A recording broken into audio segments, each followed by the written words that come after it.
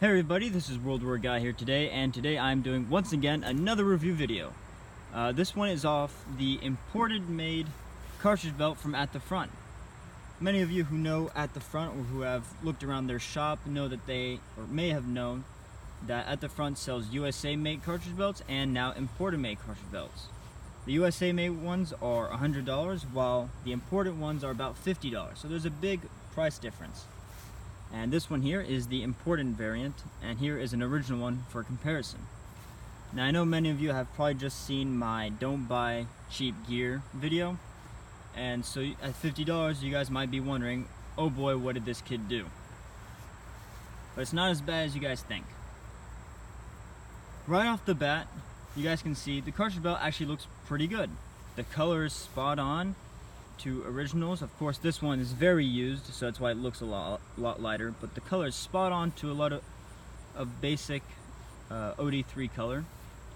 The canvas is actually correct, and the hardware is also American made, so it's actually reliable. So right off the bat it looks actually really good. Here, one negative aspect is the US symbol. It already looks faded, although this cartridge belt has been in the sun for a total of 1 hour that I can think of since I've received it. The eyelet hardware to attach your canteens or whatever is incorrect, smaller with a bigger hole compared to the original one, which is also incorrect. And speaking of hardware, the imported cartridge belt has a god-awful closing system. This thing just slides in and out like it's not even made to fit together. While originals, you could not just slide them in and out like that because it would not fit. You twist it and it locks into place. Kind of like a lock on a door. So closing hardware is god-awful. I haven't tried it yet, but I assume that when running around with that cartridge belt, I'm going to have some trouble with it. So that's something I would need to figure out. On the inside, there's no stamping, no maker's mark. The original one is very faded, but 1942 right there. And the At the Front one doesn't have one. I believe that's one of the ways to save money. They just did not put any markings in there.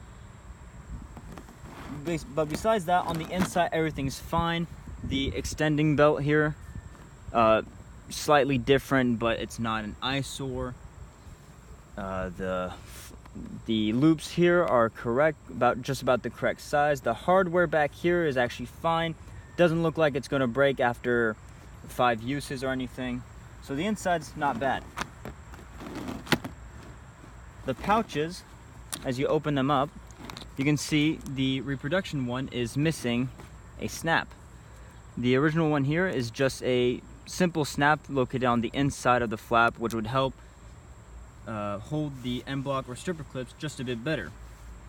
Those are very unnecessary. A lot of times people just kind of tuck these snaps into the pocket or the pouch so it doesn't get in the way.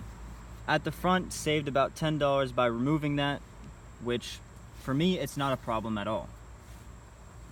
Of course, those who want the most perfect impressions, these might not be the right cartridge belts for you.